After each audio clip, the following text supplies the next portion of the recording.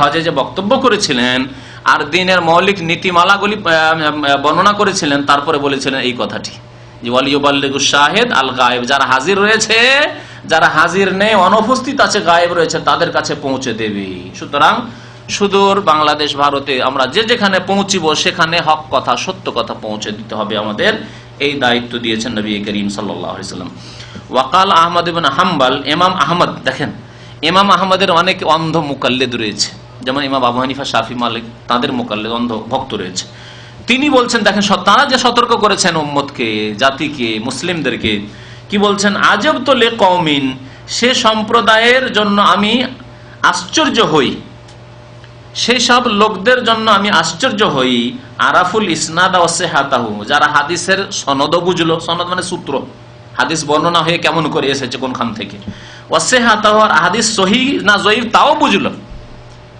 যেমন আমাদের দেশের ভালো আলেমগুলির জন্য আশ্চর্য, যে ভালো আলেম হওয়ার পরে মুকাল্লিদ অন্ধ, ভালো আলেম হওয়ার পরে আবার মুরিদ, হ্যাঁ, বা পীর মুরিদের ব্যবসা, এদের জন্য আশ্চর্য। একটা মূর্খ মানুষ, জাহেল, নিরক্ষর মানুষ, কিছু জানে না, বা স্কুল কলেজের প্রফেসর কিন্তু ইসলাম সম্পর্কে জিরো শূন্য কিছু জানে না, সে যদি বিদাত করে তো বলা যেতে পারে জাহেল, মূর্খেরা কিছু জানে ইসলাম সম্পর্কে। কিন্তু যারা মাদ্রাসাতে 12 বছর পড়লো, পড়ার পরেও তারা যদি এইরকম বিদাত করে, তাদের কথা বলছেন। আরাফতুল কওমিন, সেই সম্প্রদায় সম্পর্কে আমি আশ্চর্য, আরাফুল ইসনাদ ওয়া সিহাতাহু, যারা হাদিসের সনদ বুঝলো আর সহিহ জয়ীফ বুঝলো, ওয়া ইয়াযহাবুনা ইলা রায় সুফিয়ান, তারপরেও তারা সুফিয়ান সাওরীর মত কে তারা অনুসরণ করে, মতের অনুসরণ করে। সুফিয়ান সাওরীর কথা কেন বললেন? ইতিহাস রয়েছে, মযহাবের ইতিহাস রয়েছে। পরবর্তীকালে 4 মযহাবে সীমিত করে দিয়েছে লোকেরা, 4 মযহাবের লোকেরাই বাকি থেকে গেছে, মানে 4 মযহাবের অনুসারীরা। কিন্তু এই আইম্মাদের যুগে আরো অনেক মযহাবের অনুসারী ছিলেন এবং ইমাম ছিলেন, অনেক মযহাবের অনুসারী লোকেরাও ছিলেন আর ইমামও ছিলেন। ইমাম আবু হানিফা, শাফি, মালিক, আহমদ ছাড়াও ইমাম সুফিয়ান সাওরী ছিলেন। ইমাম সুফিয়ান সাওরী ইরাকের অধিবাসী ছিলেন, তার বহু ভক্ত অনুসারী ছাত্র এবং হাজার হাজার তার অনুসারী মুকাল্লিদ ছিল। যেমন হানাফি মযহাবের মুকাল্লিদ অনেক হানাফি আছেন কিনা, কোটি কোটি, তেমনি মালিকি লক্ষ লক্ষ মালিক, লক্ষ লক্ষ হাম্বলি রয়েছে, শাফি রয়েছে কোটি কোটি। ঠিক তেমনি হাজার হাজার সুফিয়ান সাওরীর মুকাল্লিদ ছিল সেই যুগে, যারা সহিহ হাদিস, অনেক সহিহ হাদিস বাদ দিয়ে সুফিয়ান সাওরীর মতকে প্রাধান্য দিত। এইরকম আরেকজন ইমাম ছিলেন, তার ভক্ত আবু সৌর। সেই যুগে এশিয়ার মধ্যে শুধু 6টি ইমামের অনুসারী ছিল, মানে 6 মযহাবের অনুসারী ছিল। তাহলে আজকাল প্রচলিত মযহাবের আলোকে বলতে হলে 6 মযহাবের অনুসারী ছিল। নতুন কথা শুনেন, আপনাদের জন্য হয়তো অনেকের জন্য নতুন, জানেন না। আর আফ্রিকার মধ্যে এক ইমাম ছিলেন ইবনে হাজম, আর ইবনে হাজমের মতে আর এক ইমাম ছিলেন ইমাম দাউদ জাহিরি। এই দাউদ জাহিরের অনুসারী ইবনে হাজম আর এইরকম অনেক শত শত লোক এই দাউদ জাহিরির মযহাবের অনুসরণ করতেন। তাহলে টোটাল কয়টি মযহাব হলো জানেন? 7টি মযহাব হলো।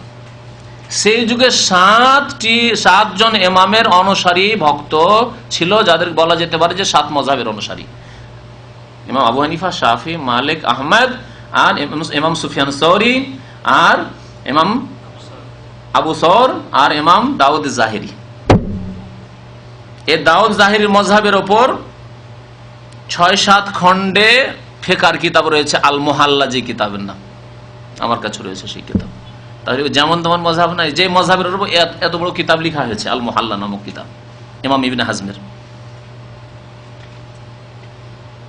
যিনি আফ্রিকার লোক ছিলেন।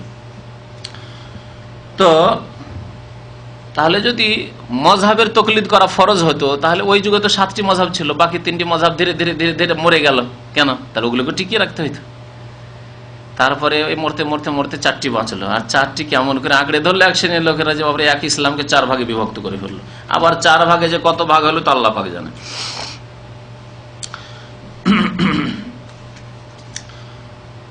তো ইমাম আহমদ বিন হাম্বল ওই 5ম ইমাম সম্পর্কে বলছেন, সুফিয়ান সাওরী সম্পর্কে, আমি আশ্চর্য যে হাদিস জানার পরেও, হাদিসের সনদ জানার পরে, সহিহ জয়ীফ জেনে নেওয়ার পরেও ওয়াযাহাবুনা ইলা রায় সুফিয়ান সাওরীর কথা মানে তারা, হাদিস বাদ দিয়ে। আল্লাহ তাআলা ইয়াকুল, অথচ মহান আল্লাহ সতর্ক করে বলেছেন, ফালিয়াহযারিল্লাযিনা ইউখালিফুনা আন আমরিহি, সাবধান হওয়া উচিত ওই সব লোকদেরকে যারা আল্লাহ রসুলের আদেশের বিরুদ্ধাচরণ করে। কি শুনলেন? আয়াত কিন্তু এটি কোরআন আয়াত না, সূরা নূরের আয়াত, আয়াত নম্বর 63। আল্লাহ কি বলছেন? সাবধান থাকা উচিত ওই সব লোকদেরকে যারা রাসূলুল্লাহ সাল্লাল্লাহু আলাইহি ওয়াসাল্লামের আদেশের বিরুদ্ধাচরণ করে, মুখালাফাত করে। কি থেকে সাবধান হওয়া উচিত? আন তুসিবাহুম ফিতনাহ, যে তাদের ওপর ফিতনা আপতিত হবে। আও ইউসিবাহুম আযাবুন আলীম, অথবা তাদের ওপর কঠোর শাস্তি নেমে আসবে, কঠোর শাস্তি আসবে। আযাবুন আলীম বলা হয়, আযাবুন আলীম আখিরাতে, পরকালে, মরার পরে। আর ফিতনা মানে দুনিয়ার আযাব, দুনিয়ার শাস্তি। এটি হচ্ছে একটি তাফসীর বললাম। ইমাম আহমদ বিন হাম্বল স্বয়ং তাফসীর করছেন, আতাদরি মাল ফিতনা, তুমি জানো কি যে এই যে আল্লাহ কোরআনে বলেছেন যারা নবীর বিরুদ্ধাচরণ করে, নবীর কথা না মেনে তরিকার কথা মানে, নবীর কথা বাদ দিয়ে অন্য না আলেমদের কথা মানে, নবীর বিরোধিতা করে, তাদের ওপর কি আসবে? আল্লাহ কি বললেন? কি আসবে? দুই শাস্তির এক শাস্তি, হয় ফিতনা আর না হলে আযাবুন আলীম। তাহলে ফিতনার তরজমা কি, তাফসীর কি বলছেন? আল ফিতনা তো আশ-শিরক। ইমাম আহমদ বিন হাম্বল বলছেন ফিতনা মানে শিরক। তার মানে যদি আল্লাহকে বাদ দিয়ে, রসুলকে বাদ দিয়ে, বা রসুলের তরিকা বাদ দিয়ে অন্য কোনো তরিকাকে অবলম্বন করে, তাহলে শিরকের ভয় আছে, শিরক তাদের ওপর এসে ঝাঁপিয়ে পড়বে। কেমন করে শিরক হবে? দেখেন কবর মাজার পূজাগুলি কোনখান থেকে আসলো? নবীর তরিকার উপরে চলতো যদি, তাহলে কি কবর মাজার পূজা হইতো? কখনো হতো না। নবী সাল্লাল্লাহু আলাইহি ওয়াসাল্লাম কবর পাকা করাই হারাম করেছেন, করেননি? নাহা আন ইউজাসসাসাল কবর, কবর পাকা করাই হারাম। আর কবর উঁচা করা সেটাও হারাম করেছেন। আলী রাদিয়াল্লাহু তাআলা আনহুকে পাঠাচ্ছেন, রাসূলুল্লাহ সাল্লাল্লাহু আলাইহি ওয়াসাল্লাম বলেন যাও মদিনার আনাচে কানাচে যেখানে গিয়ে দেখবে যে কবর উঁচা আছে, আধা হাতের চাইতে বেশি উঁচা আছে, কারণ আধা হাত উঁচা রাখা যাবে কবরকে, যাতে চেনা যায় যে এখানে একটা কবর আছে। একেবারে সমতল করে দিলে তো চেনা যাবে না, তখন মানুষ চলাফেরা করবে, বুঝতে পারবে, হয়তো বসে যাবে, তার উপরে পায়খানাও করতে পারে। সেজন্য একটু উঁচা থাকলে বুঝতে হবে যেন এখানে কবর আছে, সুতরাং পেশাব পায়খানা করা যাবে না, এখানে বসা যাবে না, এখানে নামাজ পড়া যাবে না, ইত্যাদি ইত্যাদি। আধা হাতের বেশি যদি কবর উঁচা দেখো, ইল্লা সাওয়াইতাহু, তাহলে কবরকে একবার সমতল করে দেবে, ভেঙে কবরকে সমতলের উদ্দেশ্যে যেমন কবর থাকে নরমাল কবরে পরিণত করে দেবে। উঁচা কবর রাখা যাবে না। মাজারগুলি কতটুকু উঁচা? আধা হাত থাকে। মাজার দেখেছেন না দেখেননি? হ্যাঁ, 1 হাত 1.5 হাত উঁচা, আর তাও পাকা করা থাকে, বুকের উপরে পাথর দেওয়া।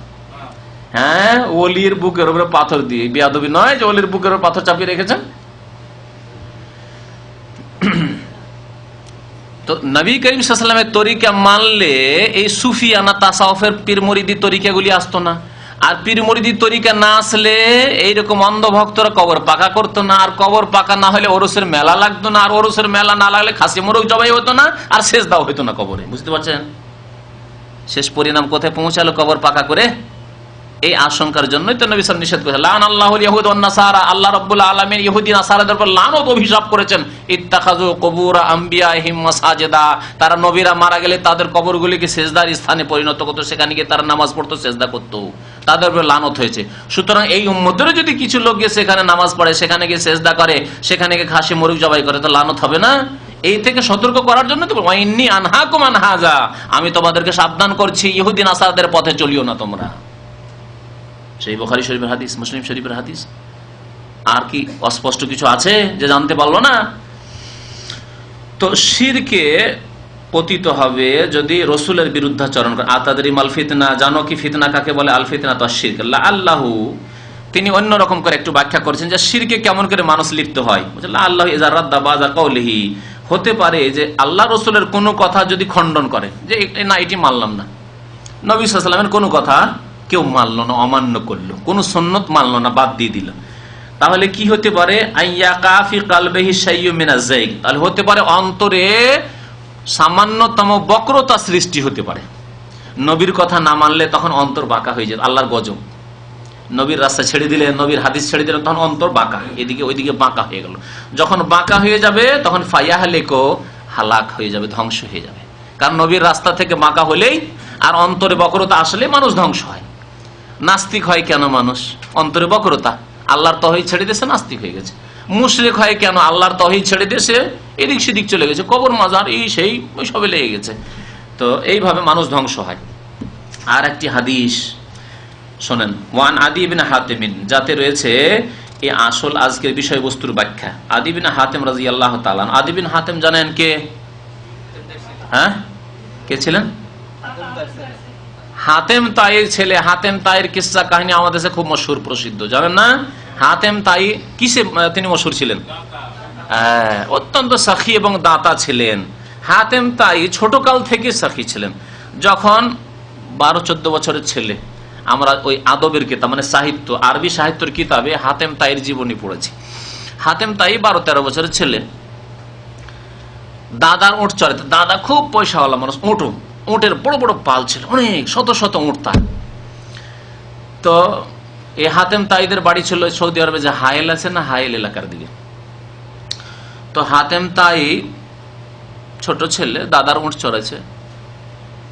কিছু লোক দূর থেকে এসছে, মুসাফির, অচেনা লোক, আসার পরে বললো যে তোমাদের তো এত উঁট, আর আমরা অনাহারে আছি, না খেয়ে আছি, মুসাফির মানুষ, তো আমাদের জিয়াফত করো না, খাওয়াও না একবার।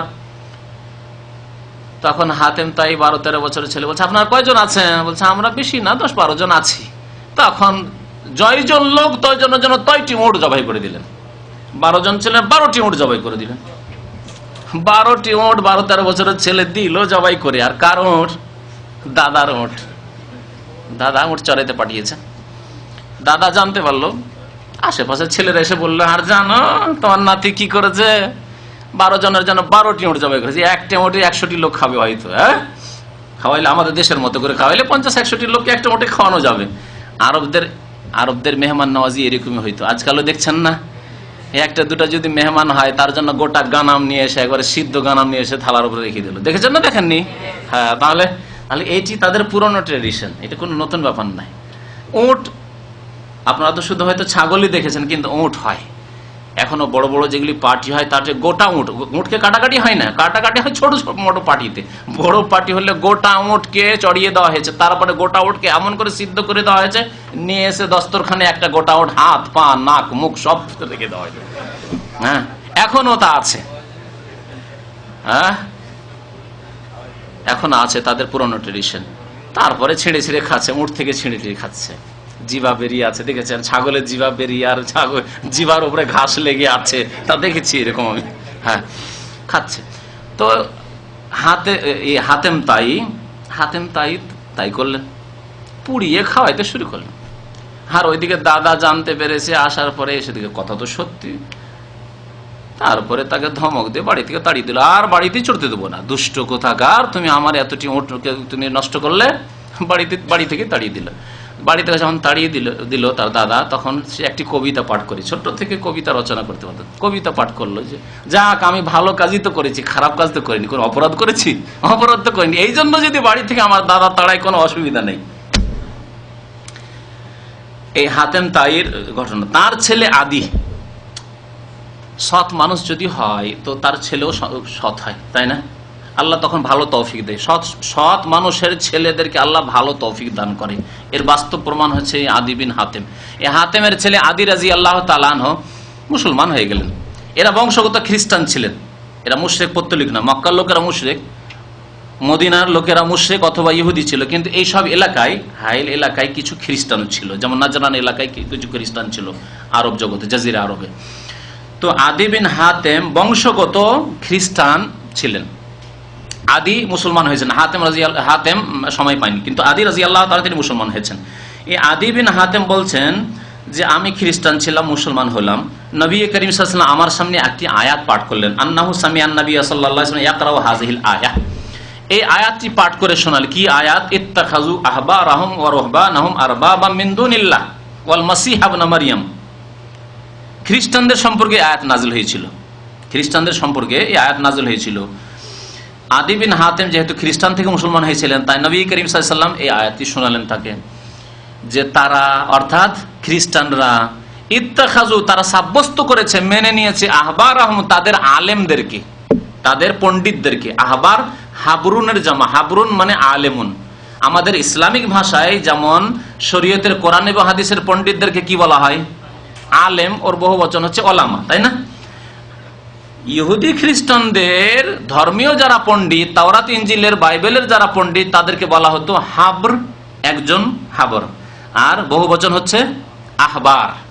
আল্লাহ বলছেন তাদের আলেম পণ্ডিতদেরকে তারা কি করেছে? সাব্যস্ত করেছে, বানিয়েছে। আর কাদেরকে? ওয়া রহবান আহম, রহবান রাহেবের জামা, রাহেব মানে পুরোহিত, ধর্মযাজক যারা, সাধু।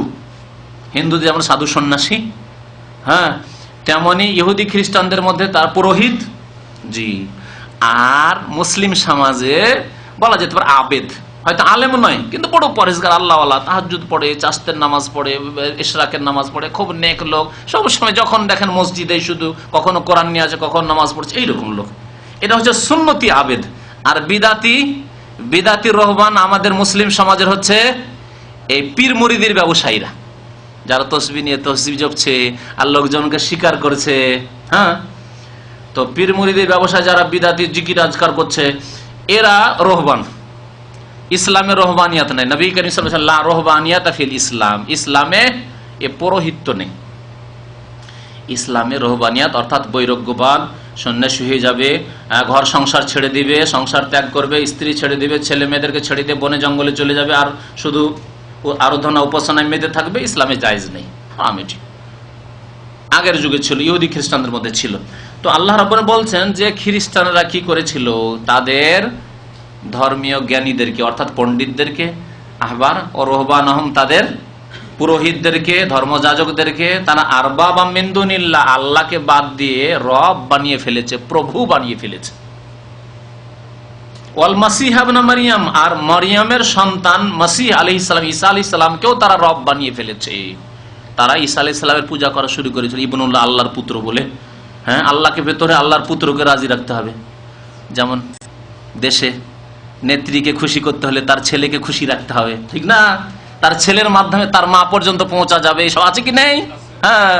তো ওই রকমই আল্লাহ রাব্বুল আলামিন সম্পর্কে খ্রিস্টানদের ভ্রান্তি আর গুমরাহি হচ্ছে যে তারা মনে করতো যে আল্লাহর পুত্র ঈসা মাসিহ, আর ঈসা আলাইহিস সালামের পূজা করলে আল্লাহকে পেয়ে যাব। যেমন পীর ভক্তরা, পীর রাজি তো আল্লাহ রাজি, পীর এই চেনের মাধ্যমে, এই সিঁড়ি তাদের। হ্যাঁ, ইসলামের সিঁড়ি আছে না নেই? ইসলামের সিঁড়ি আছে। এই ইসলামের সিঁড়ির নাম কি বলেন তো দেখি? অনেকবারই কিন্তু আমি বলি এই ক্ষেত্রে, কারণ বিদাতিরা বলে যে বিনা সিঁড়িতে আল্লাহ পর্যন্ত কি করে পৌঁছিবে। তো আমরা পীর ধরি, পীরের মুরিদ হই, এটা হচ্ছে আমাদের সিঁড়ি, ওসিলা, এর মাধ্যমে আল্লাহ পর্যন্ত পৌঁছিব, ঠিক কিনা?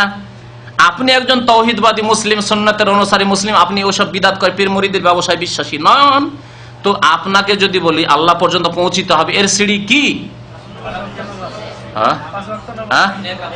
ঈমান এবং সৎ আমল। কেন ভুলে যান? ইন্নাল্লাযীনা আমানু ওয়া আমিলুস সলিহাত, কোরআনে কত জায়গায় রয়েছে, বহু জায়গায় রয়েছে, যেখানে সেখানে কোরআনে কারিমে যেখানে মুমিনের কথা এসেছে, যেখানে আল্লাহ কি বলেছেন? ঈমান এবং সৎ আমল। প্রথম ঈমান ঠিক করতে হবে, আর তারপরে ভালো আমল। ভালো আমল বলে দিলে নামাজ, রোজা, হজ, জাকাত, শুধু নামাজ বলে কি হবে? শুধু নামাজ দিয়ে তো কাজ হবে না, তাহলে সমস্ত সৎ আমল লাগবে। যেমন আল্লাহর হকের সৎ আমল লাগবে, তো মানুষের হকের সৎ আমল লাগবে। একজন লোক যদি খুব নামাজি হয় আর মা বাবাকে কষ্ট দেয়, তাহলে মুক্তি পাবে? পাবে না। তাহলে মা বাবারও হকের সৎ আমল লাগবে, আত্মীয় স্বজনদের যে হক রয়েছে তার সৎ আমল লাগবে, ঠিক না? ছেলে মেয়েদের তরবিয়তের যে সৎ আমল, সেটিও লাগবে। কেউ যদি নিজে শুধু নামাজি, আমাদের দেশের বুড়া নামাজিগুলি তো এরকমই নামাজি, টুপি আর দাড়ি আর একবারে পাঞ্জাবি আর চিল্লা লাগায়, আর একটিও ছেলে বাড়িতে নামাজ পড়ে না, একটিও বউ বেটি পর্দা করে না, এরকম বহু আছে, আছে না? মুক্তি পাওয়া যাবে না? মুক্তি পাওয়া যাবে না। নবী সাল্লাল্লাহু আলাইহি ওয়াসাল্লাম তুলনা করেছেন একটি বাড়িকে, একটি মুসলিম পরিবারকে, একটি মুসলিম সমাজকে একটি পানি জাহাজের সাথে। পানি জাহাজে যদি ছিদ্র করতে থাকে নিচে থেকে, আর আপনি ওপর তলায় বসে থাকেন, মানে আপনি মুসল্লি ওপর তলায় বসে আছেন, আর আপনার বউ বেটি সব ছিদ্র করছে, আপনার ছেলেগুলি সব বেনামাজি সব ছিদ্র করছে পানি জাহাজ, তো পানি জাহাজ ডুববে না? ডুববে না। আর ডুবলে শুধু আপনার বউ বেটি ধ্বংস হবে আর আপনার ছেলেগুলি ধ্বংস হবে, আর আপনি বুড়া বেঁচে যাবেন না? আপনিও ধ্বংস হবেন। আপনি যদি বলেন আমি তো 2 তলাতে আছি, মানে আমি তো নামাজি, আমি কেন জান্নাত পাবো না? আমি এত চিল্লা লাগালাম, কেন জান্নাত পাবো না? পাওয়া যাবে? কখনো পাওয়া যাবে না। ওই 2 তলাও ডুববে। নিচে তলায় যখন পানি ভর্তি হয়ে যাবে, তারপরে 2য় তলায় পানি, তারপরে জাহাজটা পুরোটাই পানির তলায় তলিয়ে যাবে। এর সাথে উদাহরণ দিয়েছেন না দেননি নবী করিম সাল্লাল্লাহু বুখারী শরীফের হাদিস। মুসলিম সমাজকে, মুসলিম পরিবারকে এর সাথে উদাহরণ দেওয়া হয়। সুতরাং আপনাকেও ভালো হইতে হবে, আপনার পরিবারকেও ভালো করতে হবে। তাহলে সৎ আমল বলতে হবে, তাহলে সবগুলি আমল চলে আসবে, সবগুলি আমল চলে আসবে। তো আমাদের আল্লাহ পর্যন্ত পৌঁছার সিঁড়ি আল্লাহ কোরআনে বহু জায়গায় বলেছেন ঈমান এবং আমল সালেহ। ওয়াল আসরি ইন্নাল ইনসানা লাফি খুসর ইল্লাল্লাযিনা আমানু ওয়া আমিলুস সলিহাত ওয়া তাওয়াসাউ বিল হাক্কি ওয়া তাওয়াসাউ বিস সাবর। এগুলি হলো সিঁড়ি, এগুলি সিঁড়ি। এই দুটি ভুলবেন না, দুটি বললে সবগুলি চলে আসবে। হ্যাঁ, ইসলামের দাওয়াতও চলে আসবে, অন্যকে ইসলামের দাওয়াত দেওয়াও চলে আসবে, মানুষের হকও চলে আসবে, আল্লাহর হকও চলে আসবে, সব চলে আসবে। ঈমান এবং সৎ আমল হচ্ছে সিঁড়ি। আর কোনো ব্যক্তি সিঁড়ি হতে পারে না, সেই ব্যক্তির যে কি অবস্থা তাই তো জানা নেই। তারা কি আশরা মুবাশশারা নাকি? আরে আল্লাহ রসুলের যুগে 10 জনকে আল্লাহ রাব্বুল আলামিন সুসংবাদ দিয়েছিলেন যে আবু বকর, ওমর, ওসমান, আলী আর এই 10 জন জান্নাতি। এই সুসংবাদ ছিল। কোন পীরের জন্য সুসংবাদ আছে নাকি? আছে? খাস করে ও নাম ধরে আছে? তবে বলা হয়েছে যে ব্যক্তির ঈমান ভালো, আমল ভালো, সে জান্নাতে যাবে। এতে যে কোনো ব্যক্তি শামিল হতে পারে। এখন ঈমান ভালো, আমল ভালো কিনা, না শিরক ঢুকে আছে, বিদআত ঢুকে আছে, আল্লাহ ভালো জানে।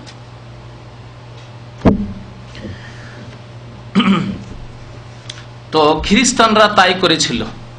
মসিহ আলাইহিস সালামকে, ঈসা আলাইহিস সালামকে তারা সিঁড়ি মনে করেছে, যে আমাদের মুক্তির পথ হচ্ছে ঈসা আলাইহিস সালামের পূজা, ঈসা আলাইহিস সালামকে আল্লাহ পুত্র সাব্যস্ত করা।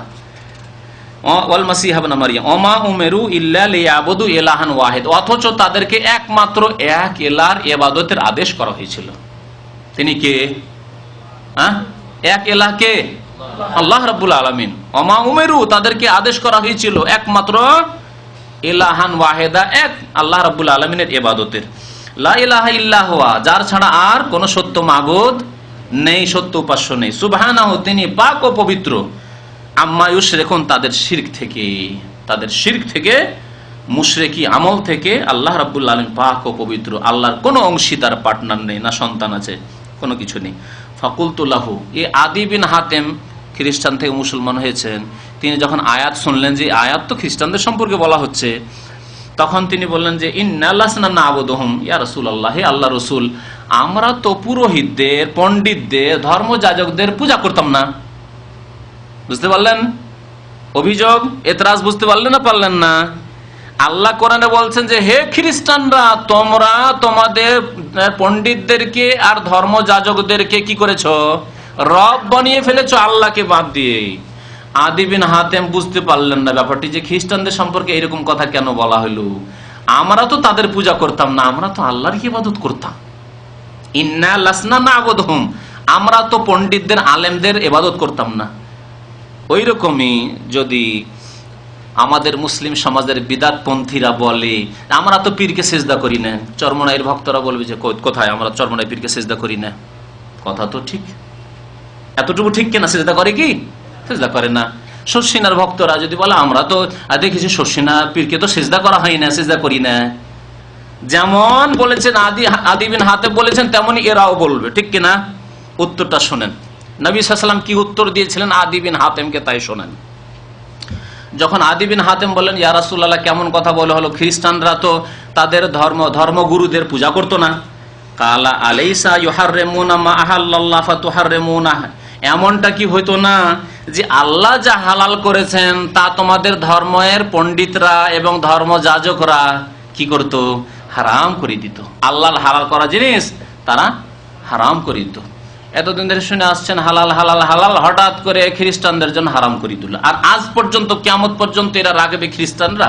খ্রিস্টানদের যে ভ্যাটিকানের যে পোল, কি বলে, জন পোপ, হ্যাঁ, যে বড় পাদ্রীকে এখনো ক্ষমতা দেওয়া আছে খ্রিস্টানদের পক্ষ থেকে যে সারা বিশ্বের খ্রিস্টানদের জন্য কোনো কিছুকে যে কোনো সময় হালাল হারাম করতে পারে, এখনো ক্ষমতা দেওয়া আছে। ভ্যাটিকানের বাবা যে একটা মরলো, আবার আর একটা কি এলো, তো যে কেউ আসুক না কেন তাকে এই ক্ষমতা দেওয়া আছে যে কোনো কিছুকে হালাল করতে পারে, হারাম করতে পারে, খ্রিস্টানদের জন্য বৈধ করতে পারে, অবৈধ করতে পারে। কোনো আদেশ যদি চালু করে দেয়, জারি করে দেয়, যে ফরমান যে এটা করতে হবে খ্রিস্টানদেরকে, তাহলে লাজিম করতে হবে। এটা হচ্ছে আইন, তাদের ধর্মীয় আইন। তাদের খ্রিস্টানদের। মুসলিমদের আছে যে কাবা শরীফের ইমাম যদি কোরআন এবং হাদিসের বিরুদ্ধে একটি জিনিস হালাল করে দেয়, হারাম করে দেয়, তা হারাম হালাল হবে কি? হবে না। কিন্তু পীর পূজারীদের মধ্যে এরকম আছে, পীরের তরিকার ওজিফা, যা ওজিফা দিল মানতে হবে, যা ওজিফা দিল ওজিফা মানতে হবে। কোরআনে থাক আর হাদিসে না থাক, দিয়েছে পীর সাহেব দিয়েছে, মানতে হবে। এরকমটা আছে, কারোর মধ্যে কম, কারোর মধ্যে বেশি আছে। কারোর মধ্যে একবারে ডাহা কুফুরি আছে, কুফুরি পর্যন্ত আছে। দেওয়ানবাগির কথা অনেকবারই বলেছি, দেওয়ানবাগির পত্রিকা, কি পত্রিকাটা আসে দেওয়ানবাগির বলতে পারেন? হ্যাঁ, কেউ জানেন না? দেওয়ানবাগির পত্রিকা বলতে পারেন তো আপনি, মনে হয় বলে গেছেন। এই দেওয়ানবাগির পত্রিকা একটা কপি আমার কাছে এসেছিল, তা দেখলাম যে এক মুরিদ গিয়েছে দেওয়ানবাগির কাছে। মুরিদ গিয়ে ওয়াজিফা চেয়েছে, তাকে ওয়াজিফা দিচ্ছে। প্রথম ওয়াজিফা হচ্ছে যে তোমাকে নামাজ 5 ওয়াক্ত বাদ দিতে হবে। 5 ওয়াক্ত নামাজ কি করতে হবে? বাদ দিতে হবে। তাহলে আমার খাস মুরিদ হইতে পারবে তুমি, কারণ যতক্ষণ নামাজ পড়বে ততক্ষণ শয়তান গ্রাস করতে পারবে না। নামাজটা ছেড়ে যখন আসবে তখন শয়তানে তোমাকে গ্রাস করে নিবে, তখন পাকা মুশরিক হয়ে আমার মুরিদ হইতে পারবে। জি, এটা হচ্ছে তার ব্যাখ্যা। তো শোনেন নবী করিম সাল্লাল্লাহু আলাইহি ওয়াসাল্লাম কি বললেন এই আদি বিন হাতেমকে, আল্লাহ যা হালাল করেছেন তা তোমাদের ধর্মযাজকরা পণ্ডিতরা যখন হারাম করে দিত, ফাতুহাররিমুনাহু, তখন তোমরা হারাম মনে করতে লাগতে না। অথচ তোমাদের বাইবেলে ইনজিলে হালাল আছে, কিন্তু হারাম করে দিলে কেন? তোমাদের পুরোহিতরা হারাম করেছেন।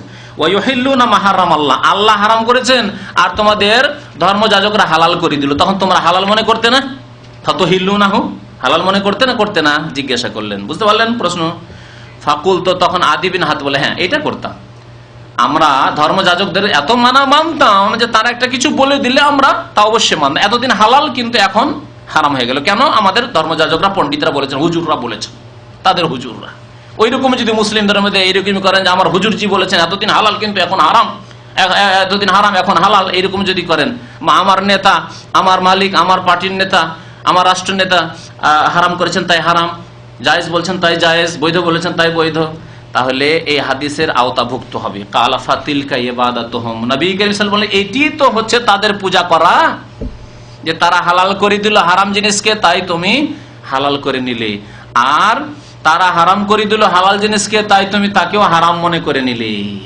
এটি হচ্ছে তাদের পূজা করা।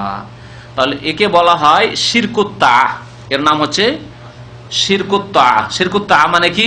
আনুগত্যের ক্ষেত্রে শিরক, আনুগত্যের ক্ষেত্রে শিরক, অর্থাৎ আল্লাহর আনুগত্য করতে হবে, রাসূলের আনুগত্য করতে হবে, আর অন্যদের আনুগত্য আল্লাহ রসুলের বিধানের আওতাতে করতে হবে। কেউ যদি আল্লাহ রসুলের আনুগত্য ছাড়াও মানুষের আনুগত্য করে, আল্লাহ রসুলের বিরোধিতা করে যদি মানুষের আনুগত্য করে, তাহলে এটি হচ্ছে শিরকুত্তা, আনুগত্যের শিরক, আনুগত্যের শিরক, মনে রাখবেন।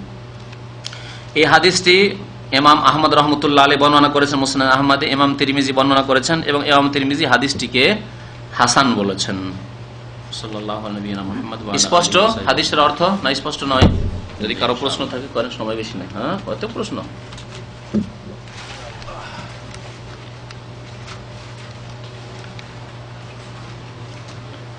সূরা আল মুমিনুনের 5 হইতে 7 আয়াত পর্যন্ত একটু আলোচনা করবেন। 5-7 আয়াত মনে হচ্ছে যে আপনার জন্য কোরআন আয়াত নম্বর সহ মুখস্থ রাখতে হবে।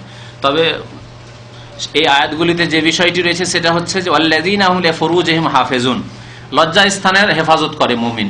যে মুমিন হবে সে কি করবে? লজ্জা স্থানের হেফাজত করবে। ইল্লা আলা আজওয়াজিহিম, তবে স্ত্রীর ক্ষেত্রে এবং স্বামীর ক্ষেত্রে, স্বামী স্ত্রীর কাছে, স্ত্রী স্বামীর কাছে লজ্জা স্থানের হেফাজত করার দরকার নেই। আছে কি? হ্যাঁ, স্ত্রী স্বামীর কাছে লজ্জা স্থানের হেফাজত করবে, লজ্জা স্থান খুলবে না, আর স্বামী স্ত্রীর কাছে লজ্জা স্থান খুলবে না, এরকম করবে নাকি? আল্লাহ হালাল করেছেন। হ্যাঁ, লজ্জা স্থান স্বামীর জন্য স্ত্রীর লজ্জা স্থান হালাল করেছেন, আর স্ত্রীর জন্য স্বামীর লজ্জা স্থান হালাল করেছেন, অর্থাৎ মিলন হালাল করেছেন, সহবাস হালাল করেছেন। যেই দিন বিয়ে করেছে সেই দিন, আর বন্ধুত্ব হয়ে গেছে কলেজে পড়তে পড়তে, হ্যাঁ হ্যাঁ, বয়ফ্রেন্ড গার্লফ্রেন্ড হালাল হবে? হ্যাঁ, চিঠিপত্রের আদান প্রদান, টেলিফোন, চাচাতো বোন, মামাতো বোন, খালাতো বোন, চিঠিপত্রের আদান প্রদান আর টেলিফোনের মাধ্যমে একটু ভালোবাসা হয়ে গেছে, তাই হালাল হয়ে যাবে নাকি? হ্যাঁ, অনেক জাহেলরা এখানে প্রশ্ন করে যে আমার একজনের সাথে প্রেম হয়ে গেছে, তো তার সাথে কি আমি প্রেম আলাপ করতে পারবো চিঠির মাধ্যমে? জি, এটি হচ্ছে মুশরিকদের আচরণ। কোরআনে আল্লাহ বলেছেন মুশরিকরা এরকম করতো, তাই তাদের কাছ থেকে মুশরিকরা মুসলমান হলে, বিশেষ করে মহিলা মুশরিক যখন মুসলমান হইতো, তখন তাদের বলতো যে খবরদার, তোমরা কোনো গুপ্ত বন্ধু রাখবে না। হ্যাঁ, মুসলমান হওয়ার পরে, কলেমা পড়ার পরে আবার গোপনীয় বন্ধু থাকবে, বান্ধবী থাকবে, এটা চলবে না। পুরুষের বান্ধবী থাকবে আর নারীর বন্ধু থাকবে, এটা চলবে না ইসলামে। এটা হচ্ছে একরকমের জিনা। পত্র আলাপ হোক আর টেলিফোন আলাপ হোক, যদি কোনো অন্য মহিলার সাথে আপন স্ত্রী ছাড়া এইরকম আলাপ হয়, যৌন সম্পর্কে আলাপ, সেটি হচ্ছে জিনা। তো তো আল্লাহ রাব্বুল আলামিন তাহলে স্বামী স্ত্রীর জন্য লজ্জা স্থানকে হালাল করেছেন। আর কি, আউমা মালাকাত আইমানুহুম, আর তোমরা যেসব মহিলাদের মালিক হয়েছো, যেসব মহিলাদের কি হয়েছো, মালিক হয়েছো। কিরকম মালিক হইতে হবে? এটি হচ্ছে কিসের মালিক জানেন? এটি হচ্ছে দাস দাসীর মালিক হওয়া, দাসত্বের মালিক। এটি হচ্ছে চাকরানি নয়, যে আপনার বাড়িতে গরিব হওয়ার কারণে চাকরি করতে এসছে, কাজের মেয়ে তারা নয়, খাদেমা নয়, কাজের মেয়ে নয়, পাকশাক করার জন্য রেখেছেন, আপনার ছেলে মেয়েদের খিদমতের জন্য রেখেছেন, আপনার কাপড় ধোয়ার জন্য, কাপড় আয়রন করার জন্য রেখেছেন, তারা নাই, এরা স্বাধীন। তাহলে যাদের কথা আল্লাহ মালাকাত আইমানুহুম বলেছেন, তারা কারা, কোথা থেকে আসে? গত শুক্রবার বা তার আগে শুক্রবারের রাতের আলোচনা, এশার নামাজের পরে আলোচনায় বিস্তারিত আলোচনা হয়েছে। যেসব ভাইরা রাত্রে ছিলেন তারা বলেন তো দেখি এই বিষয়টি কোথা থেকে আসে? এই দাসী কোথা থেকে আসে? জেহাদ থেকে আসে। তাহলে জেহাদ থাকলে এই দাসী আসবে, আর জেহাদ না থাকলে এই দাসী আসবে না। এখানে কয়েকটি কথা বলেছিলাম, কে সিরিয়ালি বলতে পারে? হাত উঠান তো দেখি। হ্যাঁ, আজকালকার জামানায় জেহাদ আছে না নেই? শরীয়তে আছে কিন্তু বাস্তবে নেই। দুটি কথা, নেই বলে দিলেন হট করে কাজ হবে না, ভুল হয়ে যাবে। নেই যদি কেউ ভেবে না, তাহলে ও জিহাদ নাই, আজকাল আর জিহাদ নাই। তাহলে আমাদের তো কিছু বিদাতি আলেমরা বলছে যে আজকাল আর অস্ত্রের জিহাদ নেই, আজকালকার জিহাদ কি, যখন ইলেকশনের সময় আসবে তখন একটা বড় ইসলামিক দল দেখে এসে দায়ী করে একটা কি দিবেন, হ্যাঁ, ব্লাড বক্সে একটা ভোট দিয়ে দিবেন, আমাদেরকে ভোট দিবেন, আওয়ামী লীগ বিএনপি কে দিবেন না, আর জাতীয় পার্টিকে দিবেন একটা, আমাদেরকে দিয়ে দিবেন, তো একটা বড় জিহাদ হয়ে যাবে। বানাওয়াট কথা, কথা বুঝতে পারছেন? তাহলে ওদের মতো কি কথা বলছি না, জিহাদ তাহলে শরীয়তে আছে, বাস্তবে নেই। শরীয়ত আর বাস্তব দুটো আলাদা জিনিস। হ্যাঁ, শরীয়তে 5 ওয়াক্ত নামাজ আছে কিনা? মুসলিম সাবালক হলে 5 ওয়াক্ত নামাজ পড়তে হবে, কিন্তু শতকরা 95 জন মুসলিম নামাজ পড়ে না। তাহলে বাস্তবে শতকরা 5 জন নামাজি আছে, আর শরীয়তে প্রত্যেক সাবালকের জন্য নামাজ, সাবালিকার জন্য নামাজ আছে, আছে না নেই? ঠিক তেমনি ইসলামে জেহাদ আছে, কিয়ামত পর্যন্ত বাকি থাকবে। নবী করিম সাল্লাল্লাহু আলাইহি ওয়াসাল্লাম বলেছেন যে কোনো জালেম রাজা এসেও, তা জালেম রাষ্ট্র নেতা এসেও তা ক্যান্সেল করতে পারবে, রহিত করতে পারবে না। আর কেউ ন্যায় বিচার করতে এসেও তা রহিত করতে পারবে না। আমি ন্যায় বিচার করতে চাই, সুতরাং জিহাদ রাখবো না, তাও চলবে না। কিয়ামত পর্যন্ত জিহাদ থাকবে। তাহলে জিহাদ ইসলামী শরীয়তে, কোরআন এবং হাদিসে কিয়ামত পর্যন্ত আছে, যেটি একটি ফরজ ইবাদত, কিন্তু তার শর্ত আছে, তার স্থান আছে, সেগুলিকে সামনে রেখে তখন জিহাদ হবে। আর বাস্তবে জেহাদ নেই, যে কথাটি বলছিলাম, বাস্তবে জেহাদ নেই, আছে কি? তাহলে বাস্তবে যখন জিহাদ নাই বললাম, তাহলে বোঝা গেল যে বাংলাদেশ আব্দুর রহমান বাংলা ভাই যেসব কাজ করছে এগুলির নাম জিহাদ নয়, মিথ্যা কথা। এগুলি হচ্ছে গুমরাহি, তাদের জিহাদ নয় এগুলি। জিহাদ, তাহলে জিহাদ নেই কেন বাস্তবে? এখন প্রশ্ন এগিয়ে দিচ্ছে একটু একটু করে। 2 সপ্তাহ আগে বলেছি, বলেন আপনারা। হ্যাঁ, আমিরুল মুমিনিন নেই আমাদের। জিহাদের জন্য কি হইতে হবে আমাদের? তাহলে এখানে আরেকটি কথা হল, জিহাদ 2 প্রকার, একটা হচ্ছে প্রতিরক্ষামূলক জিহাদ, আর একটা হচ্ছে আক্রমণাত্মক জিহাদ। প্রতিরক্ষামূলক জিহাদ হলে আছে, আপনি আপনার বাসাতে আছেন, একটা উদাহরণ দিচ্ছি, আপনার বাসাতে আছেন আর দুটো ছিনতাইকারী গিয়ে মারধর করা শুরু করেছে আপনাকে, কি বলবেন? ভাই যত মারবে মেরে না, আমি কিছু বলবো না, তাই বলবেন না আপনিও মারবেন? বলেন দেখি। হ্যাঁ, আপনার বাড়িতে ঢুকে গেছে আর মালধন ছিনতাই করেছে, নারীদের ইজ্জত লুটছে, সেই সময় আপনি সেই জালেমদেরকে মারবেন না, আপনি হাত বুকে করে বসে থাকবেন না, ঠিক আছে এক গালে মেরেছে আর এক গালে? হ্যাঁ, ইসলাম এটা আছে কি যে এক গালে মেরেছে আর এক গালে মারো না? বরং মান কতেলা দুনা মালিহি ফাহুয়া শাহীদুন, কেউ যদি নিজের ধন সম্পদের হেফাজত করতে গিয়ে মারা যায় তাহলে সে শহীদ। মান কতেলা দুনা ইরজিহি, তার বিবিদের ইজ্জত, মেয়েদের, বোনদের ইজ্জতের হেফাজতের জন্য কেউ যদি মারা যায় তাহলে সে শহীদ। তাহলে বোঝা গেল আপনার বাড়িতে চোর ডাকাত ঢুকেছে আর মারধর করছে, সেই সময় আপনি মারতে গেলেন, চোর ডাকাতকে মারতে গেলেন, সেই সময় আপনাকে মেরে দিল, আপনি শহীদ, হত্যা হয়ে গেল, তাহলে আপনি শহীদ। আর এই সময় অস্ত্র ছেড়ে বসে থাকলে হবে না, অস্ত্র ব্যবহার করতে হবে। এটি হচ্ছে প্রতিরক্ষামূলক লড়াই, এটি হচ্ছে প্রতিরক্ষামূলক লড়াই। এটা আপনার বাড়ির উদাহরণ দিলাম। দেশের উদাহরণ দিই, বাংলাদেশের ওপর প্রতিবেশী কোনো দেশের পক্ষ থেকে বা যে বাইরে থেকে, দূর থেকে হোক, এসে আক্রমণ হয়েছে। আফগানিস্তানের উপর আক্রমণ হলো, আফগানিস্তানের মুসলমানদের উপর, আফগানিস্তানের লোকেরা বসে থাকবে? যে কাফের দেশটিকে দখল করে নিয়ে যাক আর ধন সম্পদ লুটে নিয়ে যাক, আর মুসলমানরা বসে থাকবে না, মারবে মারবে। এটি হচ্ছে প্রতিরক্ষামূলক, আমার দেশের হেফাজতের জন্য, আমার বাড়ির হেফাজতের জন্য, আমার ধন সম্পদের হেফাজতের জন্য, আমার তেল পেট্রোলের হেফাজতের জন্য, ইত্যাদি ইত্যাদি আমি লড়াই করব। এটি হচ্ছে প্রতিরক্ষামূলক জিহাদ। প্রতিরক্ষামূলক জিহাদের জন্য আমিরের প্রয়োজন নেই। আপনার বাড়িতে আক্রমণ হয়েছে, আপনার শহরে দেখছেন যে একটা কাফের ঘুরছে আর আমাদেরকে মারার জন্য ঘুরছে, মেরে দেন আপনি। বুঝতে পেরেছেন? এর জন্য কিন্তু আমিরের প্রয়োজন নেই। কিন্তু বাংলাদেশে কি এমনটা অবস্থা আছে? এমন অবস্থা আছে কি? নেই। তাহলে বাংলা ভাই আব্দুর রহমানের থিওরি বাতিল। দ্বিতীয় জিহাদ হচ্ছে আক্রমণাত্মক জিহাদ, মানে কাফেরদেরকে ইসলামের দাওয়াত পৌঁছানোর জন্য সেই দেশে কি করতে হবে? আক্রমণ করতে হবে ইসলামের দাওয়াত পৌঁছানোর জন্য। এই জিহাদের জন্য আমির শর্ত, মানে রাষ্ট্রনেতা শর্ত।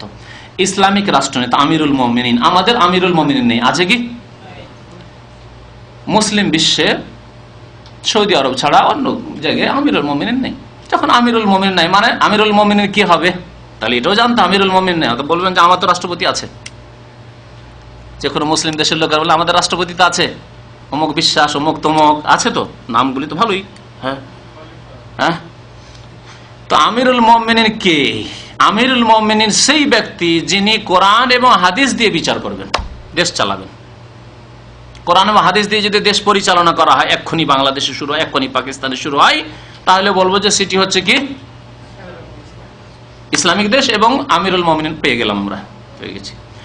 এমনকি যদি সংখ্যালঘু মুসলমান হয়, যেমন ভারতে সব সময় মুসলমান সংখ্যালঘু ছিল, ছিল না?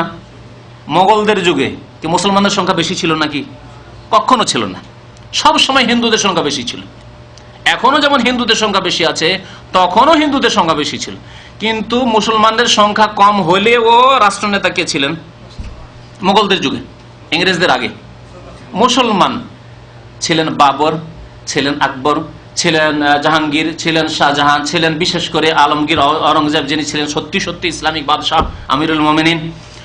তো তারা ছিলেন আমিরুল মুমিনিন। তখন সংখ্যালঘু মুসলমান হলেও তখন আমাদের আমিরুল মুমিনিন ছিল।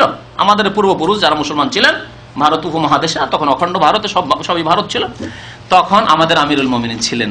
তাহলে বাদশাহ আলমগীরের পক্ষ থেকে যদি আদেশ হতো যে জিহাদের জন্য মুসলিম বেরিয়ে পড়তে হবে, কারণ সংখ্যালঘু হলেও তারা ইসলাম দিয়ে ফয়সালা করত, ইসলাম দিয়ে দেশ পরিচালনা করত। এখন আমাদের যখন আমিরুল মুমিনিন নেই, তখন আমাদের এই জিহাদ নেই। যখন জিহাদ নেই, তাহলে কাফেরদের স্ত্রীরা, নারীরা, বোনেরা কোথেকে আসবে আমাদের ঘরে? হ্যাঁ, লুকিয়ে ডাকাতি করে ছিনতাই করে তো নিয়ে আসা যাবে না, কিডন্যাপ করে নিয়ে আসা ইসলামে জায়েজ নাই। আজকাল যে কিডন্যাপ শুরু হয়েছে, হয়নি? আজকাল বিভিন্ন জায়গায় কিডন্যাপ হচ্ছে বিভিন্ন উদ্দেশ্যে।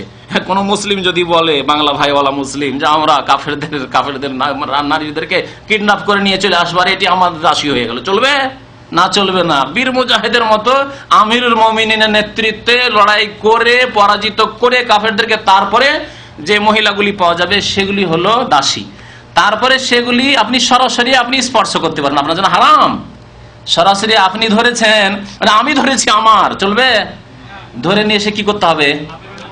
আমিরুল মুমিনিন যিনি, তার কাছে এসে পেশ করে দিতে হবে যে আমিরুল মুমিনিন, আমি গনিমত নিয়ে এসেছি, আর আমি এই মহিলাকে পেয়েছি, কাফেরের স্ত্রী, কাফেরের বোনকে পেয়েছি, এই আপনাকে আমানত পেশ করে দিলাম।